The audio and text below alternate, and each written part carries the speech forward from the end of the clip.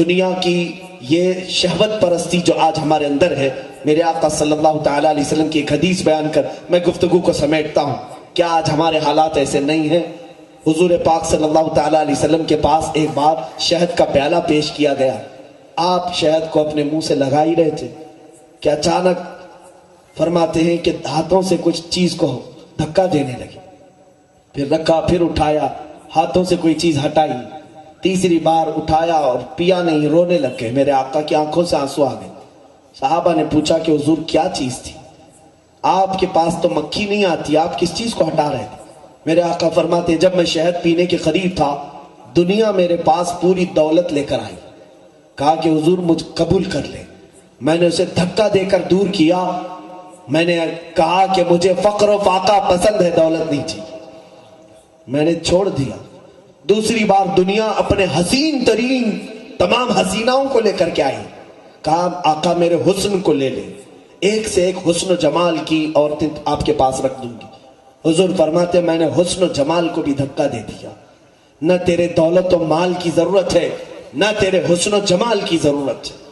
تیسری مرتبہ دنیا میرے پاس آئی اور اس نے کہا یا رسول اللہ، آج آپ نے میری دولت و مال کو بھی ٹھکرایا، آج آپ نے میرے حسن و جمال کو بھی دھتکار دیا، لیکن آپ کے بعد آپ کی امت ایسا نہیں کر سکے گی. آپ کی امت میرے دولت و مال اور حسن و جمال میں مصروف ہو جائے گی اور آپ کو فراموش کر بیٹھے گی.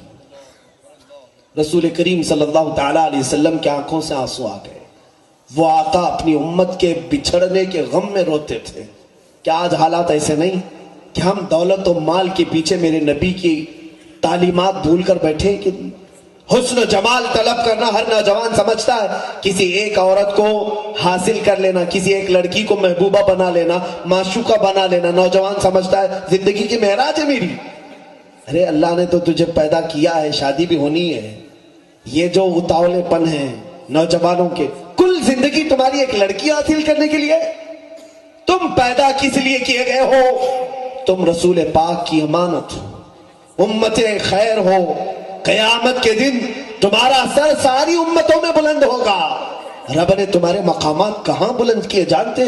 جو نبی اس امت میں پیدا ہونے کی دعا کرتے تھے، ہم کو اللہ نے بغیر مانگے اس امت میں پیدا کیا ہے. حیثیت کیوں نہیں سمجھتا آج کا بچہ، آج کا جوان کیوں نہیں سمجھتا؟ ایک بات یاد رکھیں، آج تمہیں جینا ہے کسی کے بھی طریقے پر جی لو.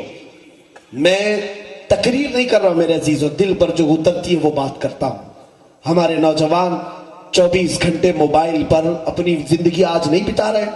کتنے تو نوجوان صرف پب جی میں مر گئے، ختم ہو گئے.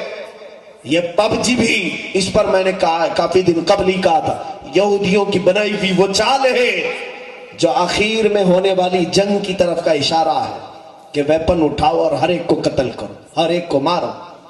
فسادی بنانے کا ایک گیم ہے. انہی گیموں میں تو ہمارے نوجوانوں کو برباد کر رکھا ہے.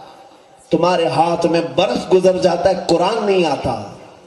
پورے عمریں بیت جاتی ہے، اللہ کا کلام نہیں آتا.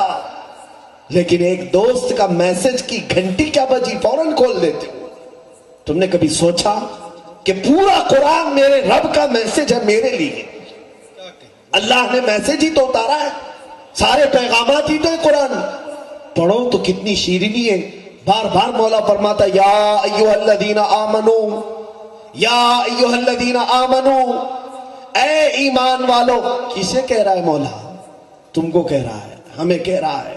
وہ پکار کر کے میسج دے رہا ہے، ہم کھولنے کو تیار نہیں.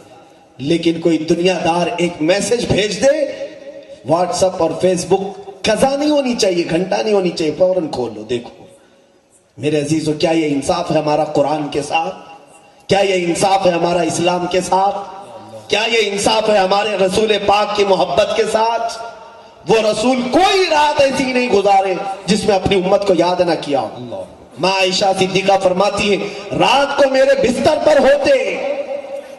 حضرت عائشہ فرماتی ہے اس سے زیادہ عزیز لمحہ میرے لیے کوئی اور نہیں ہوتا جب میرے آقا میرے بستر پر ہوتے تھے. لیکن میرا بستر رات کو چھوڑ کر اڑ جاتے تھے، باہر چلے جاتے اور رونے لگ جاتے تھے، کھڑے ہو جاتے. میں پوچھتی آقا کس لیے آپ اتنا روتے؟ آپ بخشے ہوئے ہیں، جنت آپ کے ہاتھ میں ہے.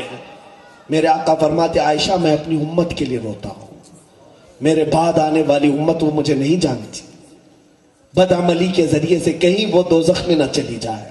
میں اپنے مولا کو مناتا ہوں روز رات، مولا میری امت کی بخشش میرے ہاتھ میں دے دے، میرے حوالے کر دے۔ جو نہ بھولا ہم غریبوں کو رضا، یاد اس کی اپنی عادت کیجیے۔ اللہ اکبر۔ آج ہم سال میں ایک بار میلاد منا کر سمجھتے ہیں رسول کا حق ادا کر دیا۔